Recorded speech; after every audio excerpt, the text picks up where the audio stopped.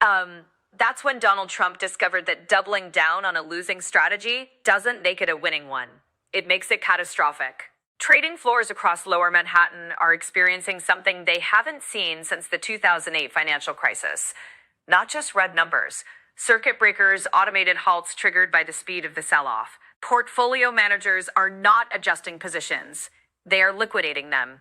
And in Ottawa, Mark Carney is sitting in a secure briefing room with a cup of coffee, watching it all unfold exactly as his team predicted it would. Because 48 hours after the 9-minute reversal that humiliated the Trump administration on the global stage, Donald Trump did precisely what every analyst, every economist, and every foreign policy expert warned he would do. He escalated. And what happened next didn't just damage the American economy.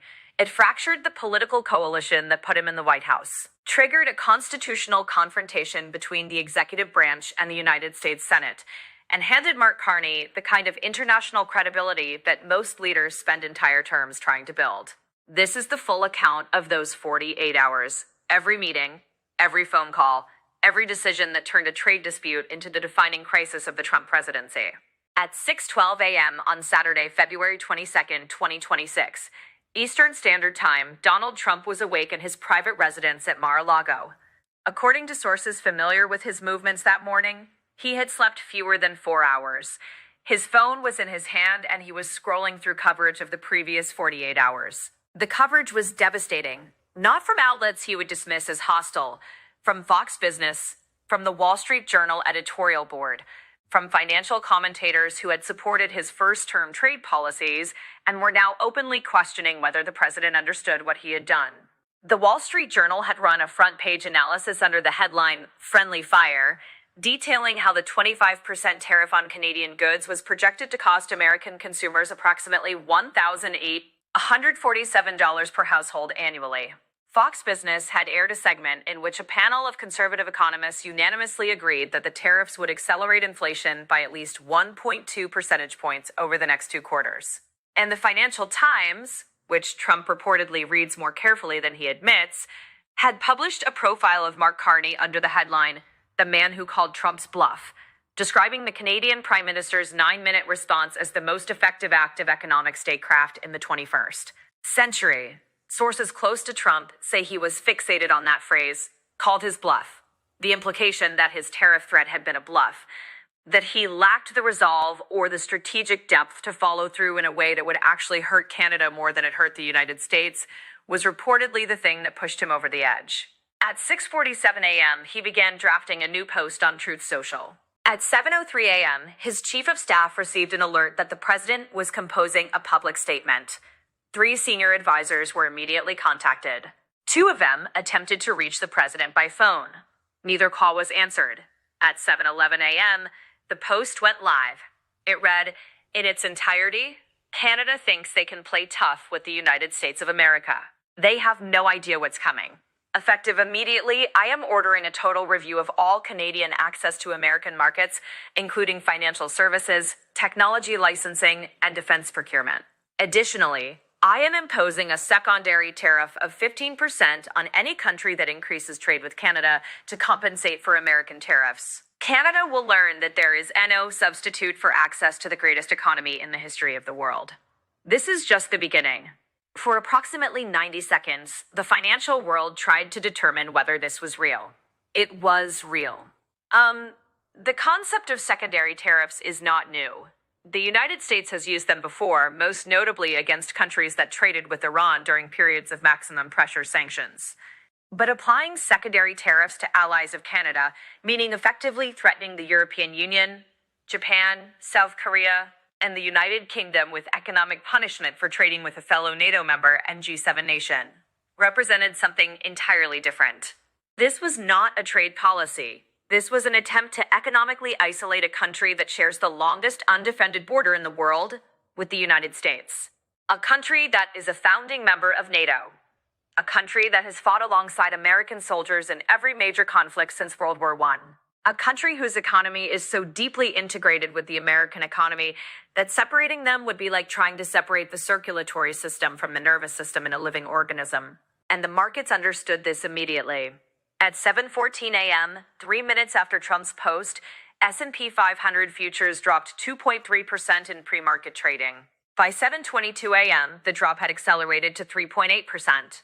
Nasdaq futures were falling even faster, down 4.1%, driven by technology companies with significant Canadian operations. Apple, Microsoft, Amazon, Google, all of them maintain substantial research and development facilities in Canada. All of them employ thousands of Canadian engineers and scientists. All of them were now facing the prospect of their Canadian operations being caught in the crossfire of an escalating trade war. But the truly alarming movement was in the bond market. Treasury yields, which typically fall when investors flee to safety during market turmoil, were instead rising. This was the signal that terrified economists. Rising Treasury yields during a crisis meant that investors were not treating American government debt as a safe haven. They were treating it as part of the problem. At 7:31 a.m., the yield on the 10-year Treasury note crossed 5.2%, a level not seen since 2007. By 7:45 a.m., it had reached 5.4%. Currency traders were simultaneously selling the dollar against the euro, the pound, the Swiss franc, and most notably the Canadian dollar, which was actually strengthening against the American dollar for the first time since the crisis began. The message from global capital markets was unambiguous. Donald Trump's escalation had not restored confidence. It had destroyed it. In Ottawa, Mark Carney was briefed on Trump's new post at 7:13 a.m., 2 minutes after it was published. According to sources within the Prime Minister's office, Carney read the post twice, set down his phone, and said 4 words. He took the bait. This requires explanation, because what became clear in the hours that followed is that Carney's team had not merely prepared a response to Trump's initial tariffs, they had prepared responses to Trump's likely escalations. They had modeled his behavior, they had studied his patterns from his first term, his tendencies when challenged, his instinct to double down rather than reassess, his need to appear dominant in every exchange. And they had concluded with what one advisor described as near certainty, that if Canada responded forcefully to the initial tariffs, Trump would escalate in a way that would alienate his own business community, strain his relationships with congressional Republicans, and create openings for international coalition building against American trade policy. This was not intuition. This was game theory applied by a team led by a man who had spent his career managing financial crises at the highest levels of global governance. Mark Carney had sat across the table from central bankers, finance ministers, and heads of state during the European debt crisis, during Brexit, during the COVID-19 economic emergency. He understood how leaders behave under pressure, and he understood perhaps better than anyone in the world how markets punish leaders who prioritize political performance over economic rationality. The secondary tariff threat was the escalation Carney's team had identified as the most likely and the most strategically advantageous for Canada. Because secondary tariffs don't just threaten Canada, they threaten every country that trades with Canada and every country that trades with the United States, which means that Trump had just given the European Union, Japan, South Korea, Australia, the United Kingdom, and dozens of other nations a direct personal stake in opposing his trade policy. He had, in the language of international relations theory, transformed a bilateral dispute into a multilateral crisis. And in multilateral crises, the country that is outnumbered loses. At 8 a.m. Eastern Standard Time, precisely 49 minutes after Trump's post, Mark Carney convened a press conference in Ottawa. This time, unlike the 9-minute response 2 days earlier, there was a podium. There were flags. There was a prepared statement. The staging was deliberate. This was not a reactive scramble. This was a planned escalation of Canada's own. Carney spoke for 11 minutes. His tone was the same as before. Measured, precise, almost clinical. But the content was devastating. He began by addressing Trump's secondary tariff threat directly. He said, and I am quoting from the official transcript, "The President of the United States has this morning threatened to impose economic penalties on any nation that increases its trade with Canada." Let me be clear about what this means. The United States is now threatening to punish its own allies for the act of doing business with another ally. This is not trade policy. This is economic coercion directed not at adversaries, but at the democratic world. He paused. Sources present say the room was completely silent. He continued, Canada's response will be proportional, immediate, and coordinated with our international partners. As of this moment, I have spoken with the President of the European Commission, the Prime Minister of the United Kingdom, the Prime Minister of Australia. All four have expressed their unequivocal opposition to the concept of secondary tariffs being applied to allied nations. And all four have agreed to participate in an emergency session of the G7 trade ministers, which will convene within 72 hours. This was the moment that changed everything. Not the tariffs themselves, not the market reaction, the coalition. In less than an hour, Carney had assembled the core of an international response. He had turned Trump's escalation into the catalyst for a unified front against American trade policy. And he had done it by making a series of phone calls from a secure room in Ottawa while Trump was still posting on social media. But Carney was not finished. The second part of his statement addressed the domestic economic response. He announced that Canada would immediately accelerate its diversification strategy. The government would provide $14 billion in emergency trade facilitation funding to help Canadian exporters redirect their goods to European and Asian markets. He announced expedited negotiations for an expanded trade agreement with the European Union, building on the existing CETA framework. He announced new bilateral trade talks with Japan and South Korea, specifically targeting sectors where Canadian goods could replace American imports in those markets. And then he delivered the line that would dominate international headlines for the next 72 hours. Every dollar of Canadian exports that the United States rejects will be absorbed by markets that value reliability, consistency, and the rule of law in their trading relationships. The United States is not the only market in the world. It is simply the closest. And proximity is not a strategy. Proximity is not a strategy. Within 4 hours, that phrase was trending globally. Economists were citing it. European officials were repeating it. Editorial boards from London to Tokyo were using it as the framing device for their analysis of the crisis. It became the encapsulation of a broader argument that Carney was making not just to Canada, not just to Trump, but to the entire global trading system. The argument was this: the era in which the United States could use the size of its market as a weapon against allies was ending, not because the American market was shrinking, but because alternatives were growing. And any leader who failed to understand that was operating on assumptions that were 20 years out of date. Meanwhile, in Washington, the situation inside the White House was deteriorating rapidly. At 9:15 a.m., the Speaker of the House requested an emergency briefing from the president's economic team. This was not a routine congressional inquiry. This was the Speaker of the House, a member of Trump's own party, demanding to know the administration's plan for managing a crisis that was already affecting the retirement accounts of millions of American voters. The briefing, which took place at 10 a.m. in a secure conference room in the Capitol, did not go well. According to 3 sources with knowledge of the meeting, the administration's representatives were unable to provide satisfactory answers to basic questions. When asked how long the tariffs would remain in place, they said the president would make that determination based on Canada's willingness to negotiate.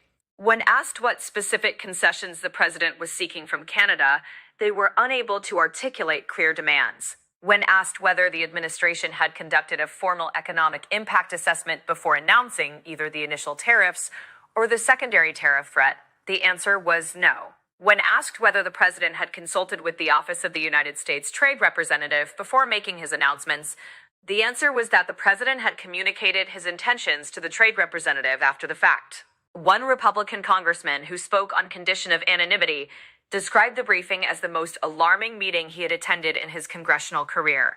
He said, and I'm quoting, "There is no plan. There is no strategy. There is no end game. The president made a threat, got embarrassed by the response, escalated to save face, and now we're in a full-blown international crisis with no off-ramp. My constituents, 401 Ks, are bleeding. Energy prices in my district are spiking, and the best the White House can tell me is that the president will decide when Canada is ready to negotiate. Negotiate what? They can't even tell me what we want." That quote was leaked to the Washington Post within 90 minutes. Its publication at 11:47 a.m. triggered another wave of selling on Wall Street.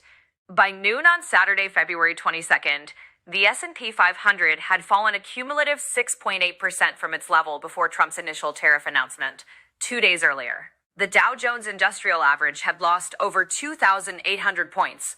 The Nasdaq Composite was down 8.1%, its worst 2-day performance since the COVID crash of March 2020. But the numbers that were causing the most concern were not the headline indices. They were the specific sector impacts. American automakers were in crisis. General Motors, Ford, and Stellantis had all issued emergency statements warning that if the tariffs remained in place beyond 30 days, they would be forced to idle plants in Michigan, Ohio, and Indiana. The reason was simple mathematics. A modern automobile contains approximately 30,000 individual parts. In the integrated North American auto industry, those parts cross the US-Canada border an average of 7 times during the manufacturing process. A 25% tariff applied at each crossing meant that the effective cost increase on a finished vehicle was not 25%. It was compounded. Analysts estimated the true cost increase at between 40% and 60% per vehicle. Ford's chief financial officer released a statement at 11:30 a.m. that contained a single devastating number. If the tariffs remained in place for 1 quarter, Ford estimated it would lose $3.2 billion in operating profit, not revenue. Profit. The stock dropped another 7% on the news. The energy sector was even more alarming. Canada supplies approximately 60% of U.S. crude oil imports and a significant portion of the natural gas consumed by the northern United States. Carney's initial threat to limit energy exports had been treated by some analysts as a bluff. But on Saturday morning, the Canadian Energy Regulator issued a formal notice that it was conducting an emergency review of export authorizations for natural gas pipelines serving the United States. This was not a political statement. This was a regulatory action.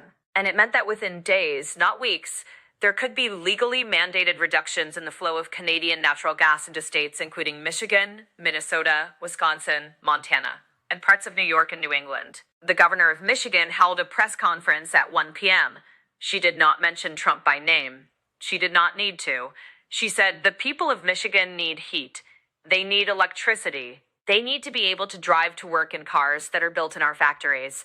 I am calling on all parties to resolve this dispute immediately before it causes irreversible harm to working families in this state." The phrase "all parties" was doing significant work in that statement. She was not calling on Canada to capitulate. She was calling on both sides to negotiate. And the subtext was unmistakable. She was telling the White House that Michigan, a state Trump needed to win in 2028, was not going to absorb the consequences of this trade war in silence. At 2 p.m. on Saturday, something happened that had no precedent in modern American political history. 12 Republican senators released a joint letter, not a private communication to the White House, a public letter released simultaneously to every major news outlet, calling on the president to immediately suspend the tariffs on Canada and enter into formal negotiations. The letter was carefully worded. It did not attack the president. It did not question his authority to impose tariffs, but it made 3 arguments that were impossible to dismiss. First, it argued that the secondary tariff threat was likely unconstitutional. The president's authority to impose tariffs under the International Emergency Economic Powers Act, which Trump had invoked, was designed for genuine national security emergencies. Threatening to punish allied nations for trading with another allied nation did not meet any reasonable definition of a national security emergency. The letter warned that if the secondary tariffs were implemented, they would face immediate legal challenges that the administration would almost certainly lose. Second, it argued that the tariffs were causing measurable harm to American workers and businesses. The letter cited the auto industry losses, the energy supply concerns, and the stock market decline. It noted that the tariffs were functioning as a tax on American consumers, precisely the kind of tax that Republican voters had been promised would never be imposed. Third, and most significantly, it argued that the president's unilateral approach was undermining the constitutional role of the Senate in trade policy. The letter noted that the USMCA had been ratified by the Senate. The president's tariffs violated the terms of that agreement. By imposing tariffs that contradicted a Senate-ratified treaty, the president was not exercising executive authority. He was usurping legislative authority. The 12 senators who signed the letter included 6 who represented states directly affected by the Canadian trade disruption, and 6 who represented states with significant agricultural exports that could be targeted by Canadian counter tariffs. Together, they represented a potential bloc that could, if pushed, override a presidential veto on trade legislation. Trump's response to the letter was posted on Truth Social at 2:34 p.m. He called the senators weak, disloyal, and puppets of Canadian lobbyists. He suggested that they would face primary challenges. He said that any Republican who opposed his trade policy was siding with a foreign country against America. This response, according to Republican strategists who spoke to us, was the worst possible move.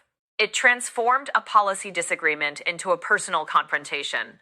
It forced senators who had been trying to give the president a face-saving off-ramp to instead defend their own integrity and independence. And it created a public narrative in which the president was at war not just with Canada, but with his own party. By Saturday evening, the crisis had expanded beyond economics and into the realm of national security. At 5 p.m., the Secretary General of NATO released a statement expressing concern about the trade dispute between two NATO allies. The statement was diplomatic in its language, but extraordinary in its existence. NATO does not typically comment on trade disputes between member states. The fact that the Secretary General felt compelled to make a public statement indicated that the alliance's leadership viewed the situation as a genuine threat to transatlantic cohesion.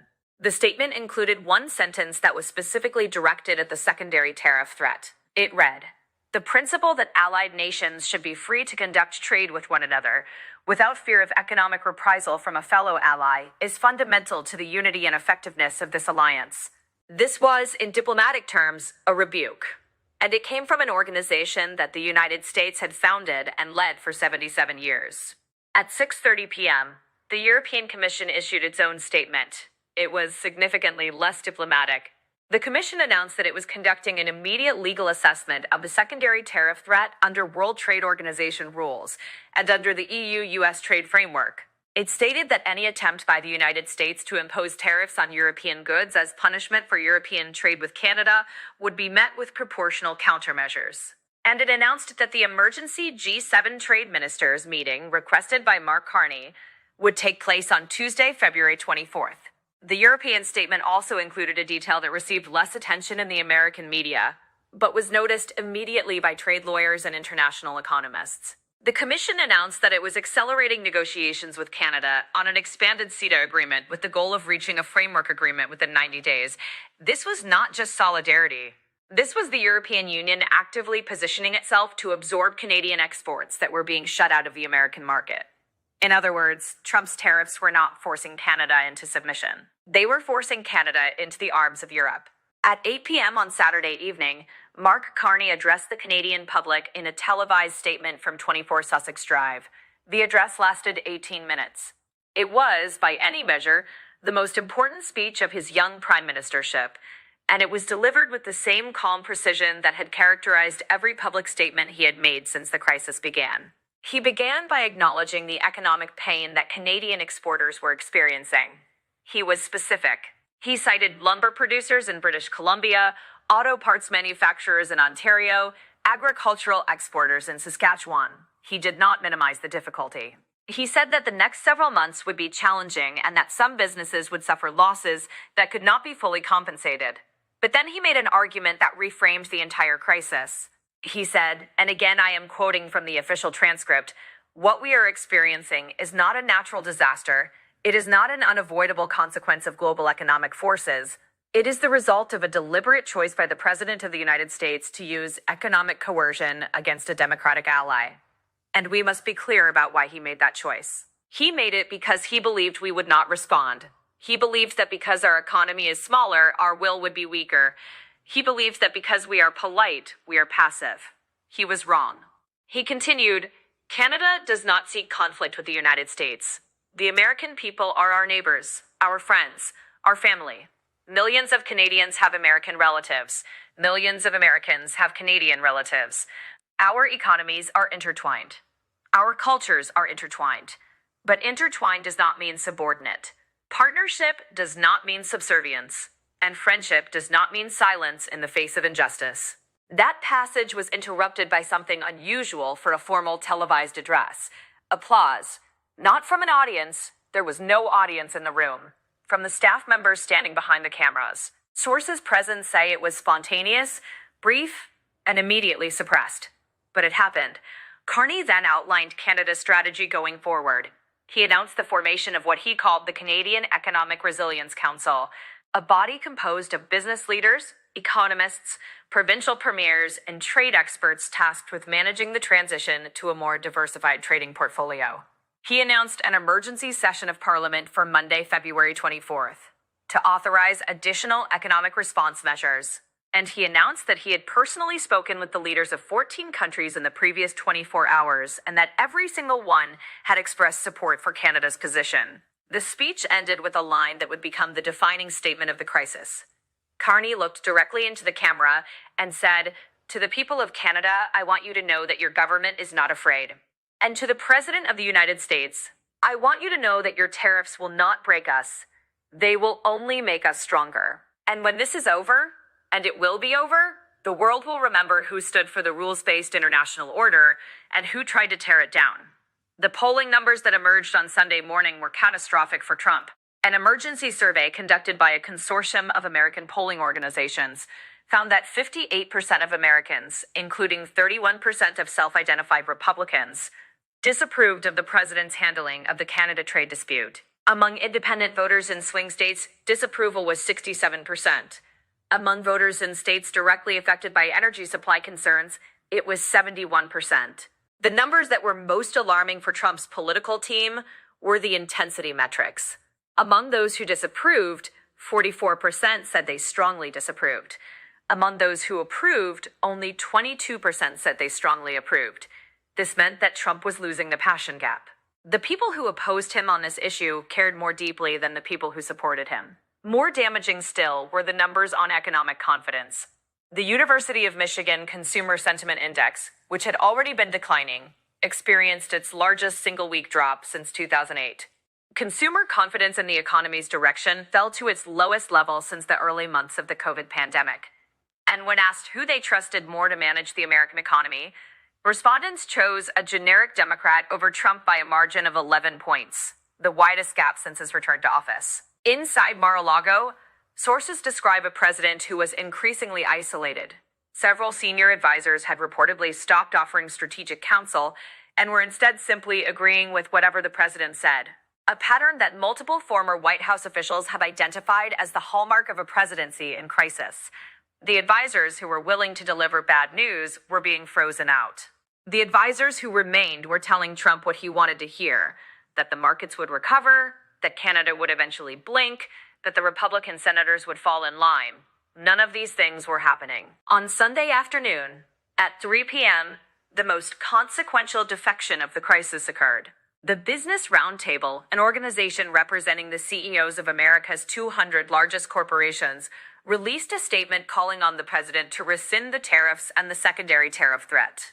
The statement was signed by 147 CEOs, including the leaders of JP Morgan Chase, Goldman Sachs, ExxonMobil, Chevron, Boeing, Caterpillar, 3M, Honeywell, and General Electric. The statement did not use diplomatic language. It said, "The unilateral imposition of tariffs on Canadian goods, combined with the unprecedented threat of secondary tariffs against allied nations, represents the most significant self-inflicted wound to the American economy in modern history. These actions are destroying shareholder value, threatening American jobs, undermining U.S. credibility in international markets, and damaging relationships with allies that are essential to American national security. We call on the president to immediately reverse course." 147 CEOs publicly opposing a sitting president's signature economic policy. This was not a leak. This was not an anonymous quote. This was the American corporate establishment. The same establishment that had attended dinners at Mar-a-Lago, that had praised Trump's tax cuts, that had celebrated deregulation, standing up in broad daylight and saying, "You have gone too far." Trump's response was to call them globalists who care more about their stock prices than American workers. But the accusation rang hollow. Because the stock prices that were falling were in companies that employed millions of American workers. The factories that were threatening to close were in American cities. The energy that might stop flowing was heating American homes. There is no good option.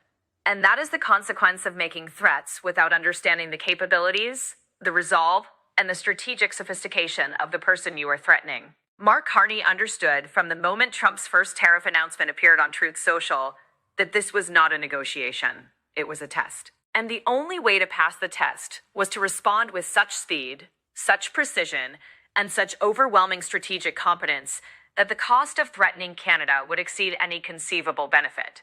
In 9 minutes on Thursday, he demonstrated that Canada would not submit. In 48 hours, he demonstrated that the entire world would not submit. And Donald Trump, the man who built his political identity on the promise that he would make America's adversaries fear American power, discovered that the only people who feared his trade war were Americans. Subscribe.